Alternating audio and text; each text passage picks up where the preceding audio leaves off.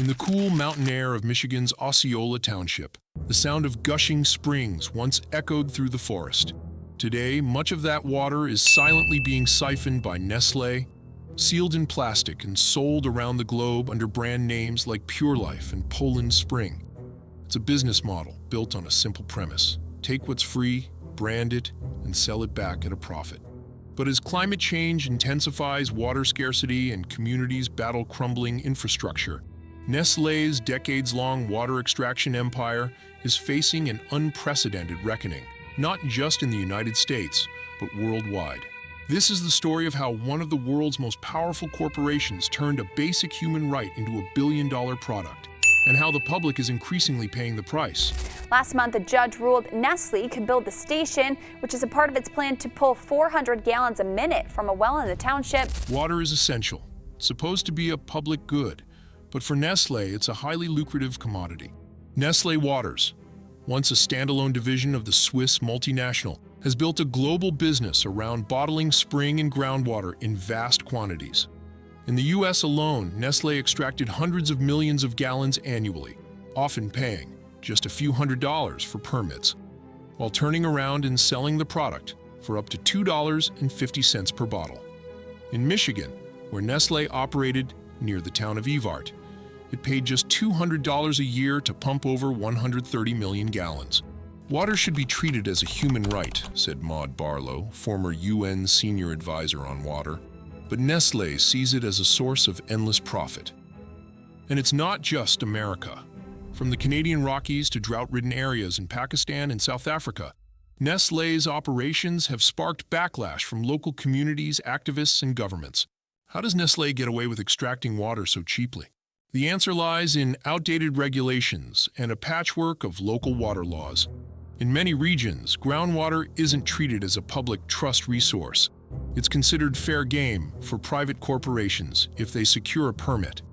Nestlé often targets rural towns, with limited legal and financial capacity to push back.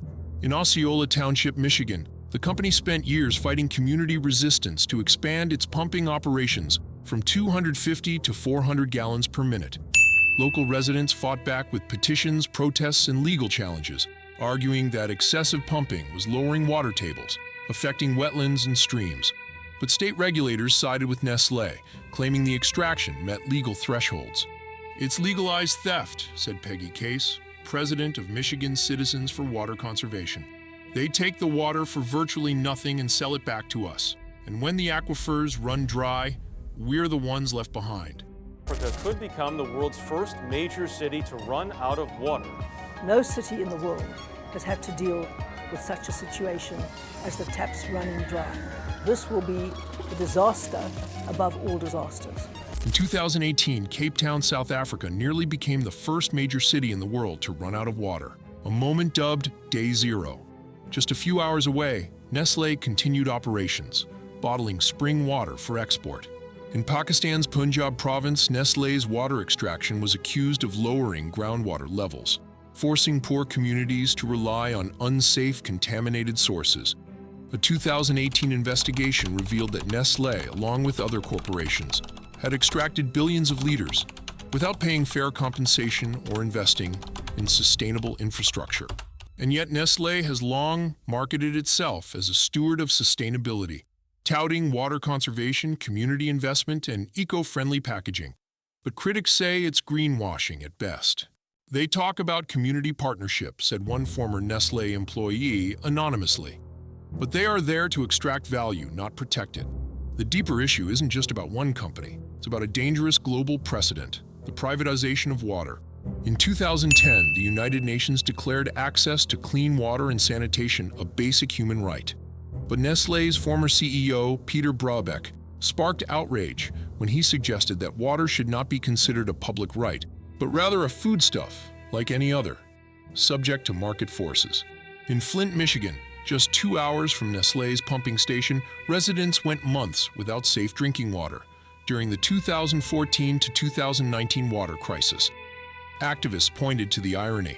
While Nestlé extracted fresh water for pennies, Flint families relied on bottled donations.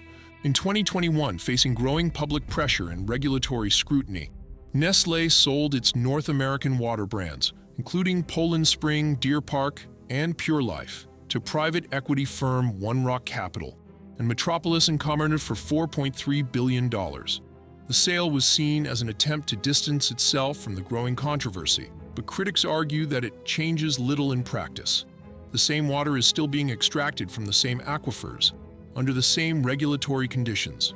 Selling the brand doesn't erase the harm, said Emma Louis, a water campaigner with the Council of Canadians. Nestlé built the system. Now someone else is running it. But change may be coming. Across the globe, citizens are mobilizing. In Canada's Ontario province, Nestlé's extraction permits were frozen after massive public outcry. In France, where the company sources from natural springs for its Perrier and Vittel brands, local authorities have launched investigations into overpumping and environmental damage. Meanwhile, calls to regulate or outright ban the commodification of water are gaining ground in international forums. There's also a growing consumer awakening. As the climate crisis intensifies and trust in corporate stewardship erodes, more people are questioning whether water should ever be bottled and sold at all, especially by for-profit entities. Nestlé didn't invent bottled water, but it industrialized it. And in doing so, it helped spark a global conflict over who owns nature's most precious resource. For every dollar Nestlé makes bottling water, there's a stream that runs drier, a community that fights harder, and a generation that wonders whether their right to clean water will be bought out from under them. In a world where 1 in 3 people lack access to safe drinking water, we're forced to ask, how did we allow a multinational corporation to turn a common resource into a luxury commodity? Nestlé may have sold its water brands, but the controversy isn't over. It's just entering its next phase,